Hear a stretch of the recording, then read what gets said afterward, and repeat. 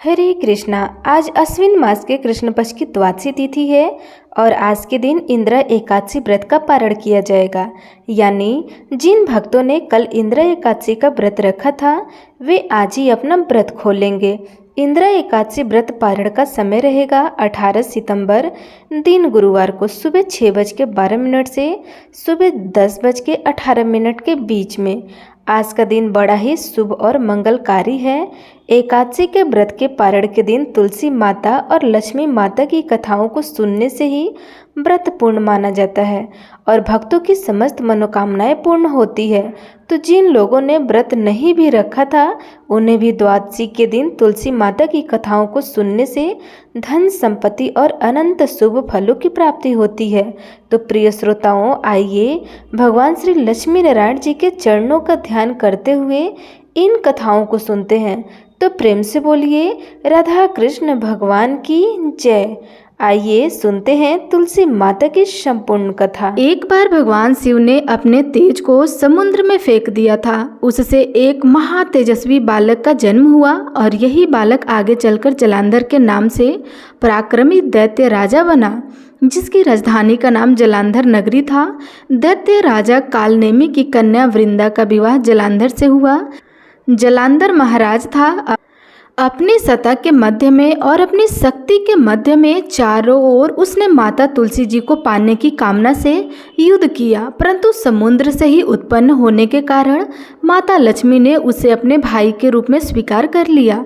वहां से पराजित होकर वह देवी पार्वती को पाने की इच्छा से कैलाश पर्वत पर गया और भगवान देवादिदेव शिव का ही रूप धारण करके माता पार्वती के समीप वह गया, परंतु माता ने अपने योग्य बल से उसे तुरंत ही पहचान लिया और वहां से वह अंतर ध्यान हो गया। देवी पार्वती ने क्रोधित होकर सारा वृतांत भगवान को सुनाया। जलांधर की पत्नी वृंदा अत्यंत पतिव्रता स्त्री थी। उसी के पतिव्रता धर्म की शक्ति से जलांधर ना तो मरा जाता है और ना ही पराजित होता था। इसलिए जलांधर का नाश करने के लिए वृंदा के पतिव्रता धर्म को भंग करना बहुत जरूरी था। इसी कारण भगवान विष्णु एक ऋषि का वेश धारण करके वन में जा पहुँचे, जहाँ पर वृंदा अकेली भ्रमण कर रही थी और भगवान के साथ 2 राक्षस भी थे, जिन्हें देखकर वृंदा भयभीत हो गई। ऋषि ने वृंदा के सामने क्षण भर में ही दोनों को भस्म कर दिया। उनकी शक्ति देखकर वृंदा ने कैलाश पर्वत पर महादेव के साथ युद्ध कर रहे अपने पति जलांधर के बारे में पूछा। तब ऋषि ने अपनी माया से 2 वानर वहां प्रकट किए। एक वानर के हाथ में जलांधर का सिर था और दूसरे के हाथ में धड़। अपने पति की यह दशा देखकर वृंदा मूर्छित होकर गिर पड़ी। होश में आने पर उन्होंने ऋषि रूपी भगवान से विनती की कि वह उसके पति को जीवित कर दे। तब भगवान ने अपनी माया से फिर से जलांधर का सिर धड़ से जोड़ दिया, परंतु स्वयं भी वह उसी शरीर में प्रवेश कर गया। वृंदा को इस छल का जरा सा भी आभास नहीं हुआ। जलांधर बने भगवान के साथ वृंदा पतिव्रता का व्यवहार करने लगी, जिससे उसका सत्यत्व भंग हो गया।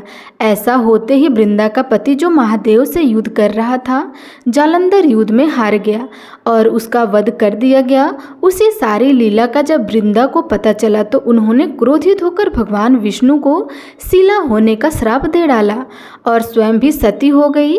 जहाँ पर वृंदा भस्म हुई वहाँ तुलसी जी का पौधा उगा।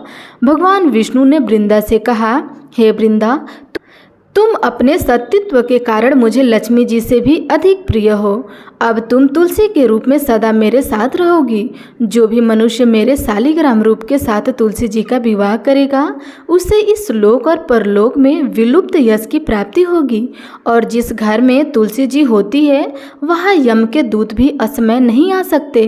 गंगा जी और नर्मदा जी के जल में स्नान और तुलसी जी का पूजन एक बराबर माना जाता है, चाहे मनुष्य कितना भी पापी क्यों न हो। मृत्यु के समय जिसके प्राण मंजरी रहित तो तुलसी और गंगा जल मुख में रखकर निकल जाते हैं, वह पापों से मुक्त होकर बैकुंठ धाम को प्राप्त हो जाता है। जो मनुष्य तुलसी और आंवले की छाया में अपने पितरों का श्राद्ध करता है उनके पितरों को मोक्ष मिल जाता है। अब सुनिए तुलसी माता की दूसरी कहानी। कार्तिक के महीने में सभी औरतें तुलसी माता को सींचने जाया करती हैं। सब तो सींच कर आती हैं, परंतु एक बूढ़ी माई आती और कहती, और कहती हैं, तुलसी माता सत की दाता, मैं बिड़ला से चूँ तेरा तू कर निस्तार मेरा। तुलसी माता अड़ुआ दे, लड़ुआ दे, पीताम्बर की धोती दे, मीठा मीठा गास दे, बैकुंठ का वास दे, चटके की चाल दे, पटके की मौत दे, चंदन की काठ दे, झालर की झनकार दे, साई का राज दे, दाल भात का जीवन दे, ग्यारस की मौत दे, श्री कृष्ण का कंधा दे। तुलसी माता से ऐसा कहने के बाद वे बूढ़ी माई तो अपने घर चली जाया करती। अब धीरे धीरे कार्तिक मास में जब वह इसी तरह से जल अर्पित करके तुलसी जी से कहा करती तो धीरे धीरे तुलसी जी सूखने लगी। एक दिन भगवान कृष्ण ने उनसे पूछा, हे तुलसी माता, तुम क्यों सूख रही हो? तुम्हारे पास तो इतनी औरतें आती हैं, तुम्हें मीठा भोग लगाती हैं, गीत गाती हैं और तुम्हें सींचा करती हैं। तब तुलसी माता ने कहा, एक बूढ़ी माई रोज आती हैं और इस तरह की बात कह के जाती हैं। मैं उनकी सारी बात तो पूरी कर दूंगी, पर कृष्ण का कंधा कहाँ से लाऊंगी? भगवान बोले, वह मरेगी तो कंधा मैं दे आऊँगा। और फिर कुछ दिनों के बाद वह बूढ़ी माई मर गई। सारे गांव वाले इकट्ठे हुए और बूढ़ी माई को अर्थी पर रखकर ले जाने लगे, पर वह अर्थी तो इतनी भारी हो गई कि किसी से उठाई भी नहीं जाती। तब सब मिलकर कहने लगे, यह बूढ़ी माई तो इतनी पूजा पाठ करती थी, पाप नष्ट होने की माला भी फेरती थी और कार्तिक के महीने में तुलसी जी को सींचा भी करती थी, फिर यह इतनी भारी कैसे हो गई? बूढ़ी ब्राह्मण के रूप में तभी भगवान कृष्ण वहाँ आए और पूछने लगे, अरे भाइयों, ये भीड़ कैसी है? तब वहाँ खड़े हुए लोग कहने लगे, यह बूढ़ी माई थी जो मर गई, पाप थी इसलिए इतनी भारी हो गई है, किसी से उठाई नहीं उठ रही।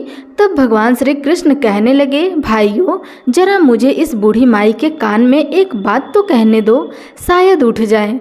भगवान ने बूढ़ी माई के पास जाकर उनके कानों में कहा, बूढ़ी माई, मन की निकाल ले, अड़वा ले, कड़वा ले, पीताम्बर की धोती ले, मीठा मीठा ग्रास ले, बैकुंठ का वास ले, चटक की चाल ले, चंदन की काठ ले, झालर की झनकार ले, दाल भात का जीवन ले और ले कृष्ण का कंधा भी ले। इतना सुनना था कि बुढ़िया माई हल्की हो गई और भगवान अपने कंधे पर उसको लेकर चले गए। फिर बुढ़िया को मुक्ति मिल गई। जिस दिन बुढ़िया की मृत्यु हुई वह दिन एकादशी का दिन था। कहते हैं कि एकादशी के दिन यदि किसी की मृत्यु हुई हो तो उसको मोक्ष मिल ही जाता है। हे तुलसी माता, जैसे मुक्ति बुढ़िया माई की वैसे ही हमारी भी करना, और जैसे उनको कंधा मिला वैसे हमें भी कान्हा जी का कंधा देना। प्रेम से बोलिए, तुलसी माता की जय, श्री कृष्ण भगवान की जय। अब सुनिए तुलसी माता की एक और कथा। एक बार एक छोटी सी लड़की थी। जब वह थोड़ी बड़ी हुई तो उसे समझ आने लगी और तब से ही वह तुलसी माता की पूजा किया करने लगी। उसका हर दिन का नियम था कि तुलसी माता का पूजन करने के बाद ही वह भोजन ग्रहण करती। जब वह लड़की विवाह के लायक हुई तो एक दिन उसके माता पिता ने उसके लायक लड़का ढूंढकर उसका विवाह करवा दिया। लड़की को उसके माता पिता ने दहेज में एक तुलसी का गमला भी दिया, क्योंकि वे जानते थे कि उनकी बेटी को तुलसी पूजन कितना प्यारा है और वे बिना तुलसी के पूजन किए कुछ खाती भी नहीं। ससुराल में अब वह लड़की हर दिन सुबह उठते ही पूजा करती, तुलसी की पूजा करती, फिर उसके बाद ही खाना खाने बैठती थी। उनकी 2 जेठानी भी थी। वे दोनों उसको इस तरह पूजा करता देखकर खूब मजाक उड़ाती थी। बड़ी नियम धर्म वाली बनती है। उन दोनों को उस लड़की से बहुत ईर्ष्या भी थी, इसलिए अक्सर वे दोनों तुलसी जी का गमला छुपा दिया करती थी। वह लड़की बड़ी मुश्किल से ढूंढ ढाड़ कर वह गमला लाती, अच्छे से साफ करती और फिर पूजा किया करती और उसके बाद कुछ खाती थी। आए दिन उस लड़की की जेठानी तुलसी माता को छुपा दिया करती थी। किसी तरह से ढूंढ ढांड कर वह तुलसी का गमला लाती और पूजा करती। एक दिन तो उसकी जेठानी ने क्या करा कि तुलसी का वह गमला ही दूर फेंक दिया। लड़की ने घर के आसपास उस गमले को खूब ढूंढा, लेकिन गमला वहाँ होता तब तो मिलता, वह गमला मिल ही नहीं रहा। ढूंढ ढाड़ कर वह लड़की बहुत परेशान हो गई। इतनी दुखी हो गई कि जब उसने तुलसी जी की पूजा ही नहीं की तो उसने खाना भी नहीं खाया, क्योंकि उसका रोज़ का नियम जो था अब जब नियम टूटा तो वह बहुत उदास हो गई। उस लड़की की सच्ची भक्ति देखकर इधर तुलसी माता उस पर बहुत प्रसन्न हो गई और उसके कमरे में अचानक तुलसी माता का गमला प्रकट हो गया। अगले दिन सुबह जब वह लड़की सोकर उठी तो उसने क्या देखा कि उसकी चारपाई के चारों कोनों पर तुलसी माता का गमला आ गया है। अब तो यह देखकर लड़की बहुत खुश हो गई और सोचने लगी, अब तो मेरी तुलसी माता को कोई चुरा नहीं सकेगा, तुलसी का गमला छुपा नहीं सकेगा, पूजा करने के लिए भी मुझे अब कहीं और नहीं जाना पड़ेगा, अब तो मेरी तुलसी माता को कोई फेंक भी नहीं सकेगा। यह सोचकर बहुत खुश हो गई और जल्दी से उठकर उसने स्नान किया और तुलसी माता की पूजा कर ली। पूजा करने के बाद जब वह खाना खाने बैठी तो उसकी जेठानी उसका मजाक उड़ाने लगी और कहने लगी, लो देवरानी का नियम धर्म पूरा हो गया। दरअसल उन्होंने ऐसा इसलिए कहा क्योंकि उन्होंने तो जानबूझकर तुलसी का गमला बहुत दूर फेंक दिया था और उन्हें यह लग रहा था कि देवरानी ने आज तुलसी की पूजा नहीं की और बिना पूजा किए ही खाना खाने बैठ गई। तब दोनों जेठानी या देवरानी को ताना देते हुए कहने लगी, हो गया तुम्हारा नियम धर्म पूरा, कर ली तुमने तुलसी की पूजा। तो देवरानी धीरे से बोलने लगी, हाँ मैंने पूजा कर ली। जेठानी कहने लगी, अरे कहाँ से कर ली पूजा, गमला तो हमने फेंक दिया था। ऐसा कहकर के जेठानी हंसने लगी तो देवरानी कहने लगी, देख लो मेरे कमरे में खाट पर तुलसी जी लगी हुई है। अंदर जाकर जेठानी ने देखा तो बहुत शर्मिंदा हुई और बोली, देवरानी तुम्हारी भक्ति में बहुत सच्चाई है, हमने तुम्हें बहुत परेशान किया, हमें क्षमा कर दो। तब भोली भाली देवरानी ने अपने जेठानी को क्षमा कर दिया और तब देवरानी और जेठानी मिलकर तुलसी जी की पूजा करने लगी और उनके घर में सुख समृद्धि के भंडार भर गए और उनके सभी दुख दूर हो गए। हे तुलसी माता, जैसे निर्मल बुद्धि आपने जेठानी की दी वैसे उन सबके घर में सुख समृद्धि के भंडार भरे, वैसे ही इस कथा को कहने और सुनने वाले सभी भक्तों के घर में प्रेम भरना। तो प्रेम से बोलिए तुलसी माता की जय। अब आप सुनिए तुलसी माता की एक और कथा। एक समय एक परिवार में ननद और भाभी साथ साथ रहा करते थे। ननद का विवाह अभी नहीं हुआ था। वह तुलसी जी के पौधे की बहुत सेवा करती थी, नियम से तुलसी जी को सींचती और दीपक जलाती थी। लेकिन उसकी भाभी को ये सारी बातें बिल्कुल अच्छी नहीं लगती थी। जब कभी उसकी भाभी को बहुत ज़्यादा गुस्सा आता तब वह अपनी ननद को ताना देते हुए कहती कि जब तुम्हारा विवाह होगा तो मैं इस तुलसी को ही बारातियों को खाने में दूंगी और तुम्हारे दहेज में भी तुलसी ही दूंगी। तुम जब देखो तुलसी की ही सेवा करती रहती हो। कुछ समय बीत जाने पर ननद का विवाह तय हो गया।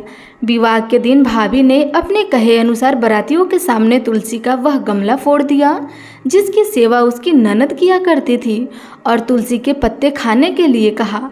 तुलसी जी की कृपा से वह फूटा हुआ गमला कई सारे स्वादिष्ट पकवान में बदल गए। भाभी ने गहने के नाम पर तुलसी की मंजरी से बने हुए गहने अपने ननद को पहना दिया। देखते ही देखते तुलसी जी की मंजरी से बने हुए गहने भी सुंदर सोने ज्वारत में बदल गए। इतना ही नहीं, भाभी ने मारे क्रोध के वस्त्रों के स्थान पर तुलसी का जनेऊ रख दिया और वह भी रेशमी और सुंदर वस्त्रों में बदल गया। अब जब ननद अपनी ससुराल में पहुंची तो ससुराल में तो उसके दहेज की बहुत प्रशंसा हुई।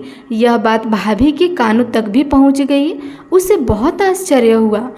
उसने सोचा कि उसने तो ननद के गहने, कपड़े और जेवरात तक तुलसी जी के ही रखे थे, तुलसी की मंजरी रखी थी। यह सब जानकर भाभी को बहुत आश्चर्य हुआ। अब उसे तुलसी की पूजा का महत्व समझ में आ गया। उस भाभी की भी एक लड़की थी। वह तब अपनी बेटी से कहने लगी कि बेटी तुम भी तुलसी जी की सेवा किया करो, तुम्हें भी तुम्हारी बुआ की तरह फल मिलेगा।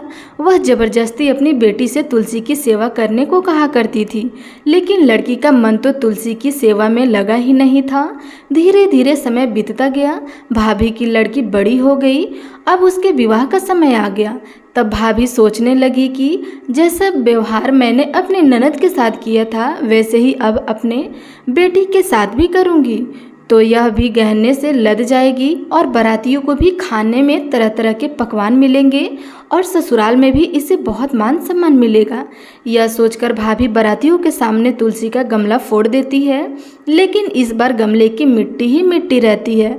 मंजरी और पत्ते भी अपने ही रूप में रहते हैं। जनेऊ ने भी अपना रूप नहीं बदला। और जब भाभी ने सभी बारातियों को खाने में तुलसी के पत्ते दिए तो यह देखकर सभी लोग और बाराती भी भाभी की बुराई करने लगे। भाभी ने लालच में आकर अपनी बेटी के दहेज में भी तुलसी के पत्ते और मंजरी आदि रख दिए थे। जब बेटी अपनी ससुराल पहुंची तो वहां पर भी उसकी बुराई ही बुराई होने लगी। भाभी गुस्से के मारे कभी भी अपनी ननद को नहीं बुलाती थी। एक दिन भाई ने सोचा कि मेरी पत्नी तो मेरी बहन को बुलाती नहीं है, क्यों न मैं ही अपनी बहन से मिलकर आऊं। यह सोचकर उसने अपनी पत्नी से कहा और कुछ उपहार अपनी बहन के लिए ले जाने की बात कही। तो भाभी ने थैले में ज्वार भरकर कह दिया कि यह लो और कुछ नहीं है, तुम यही लेकर जाओ। तब भाई बहुत दुखी मन से अपनी बहन के पास चल दिया। रास्ते में वह सोचता रहा कि कोई भाई भला अपनी बहन के घर ज्वार लेके जा सकता है क्या। यही सोचकर वह गौशाला के पास रुक गया और ज्वार का वह थैला उसने एक गाय के सामने पलट दिया। तभी एक ग्वाले ने यह सब देख लिया। तब ग्वाले ने आकर भाई से कहा कि अरे आप गाय के सामने यह हीरे मोती और सोना क्यों डाल रहे हो, इसे तो घास डालनी होती है। तब भाई ने देखा तो वह हैरान रह गया। फिर भाई ने ग्वाले की सारी बात बताई और धन लेकर खुशी खुशी अपनी बहन के घर चल दिया। दोनों भाई बहन एक दूसरे को देखकर बहुत प्रसन्न हो गए। तब बहन ने तुलसी माता के सच्चे मन से प्रार्थना न की कि उसकी भाभी को सद्बुद्धि प्राप्त हो जाए और तुलसी माता की कृपा से उनके घर में सुख समृद्धि और धन से भंडार भर जाए। तब कुछ दिनों के बाद देखते ही देखते भाभी का मन बदल गया और वह अपनी ननद को बहुत मान सम्मान देने लगी और अब वह भी सच्चे मन से तुलसी जी की सेवा करने लगी। तुलसी माता की कृपा से उनके घर में सुख समृद्धि के भंडार भर गए। उनके घर में अब कलह कलेश नहीं होता था और सभी सुख से रहने लगे। तो प्रेम से बोलिए तुलसी माता की जय।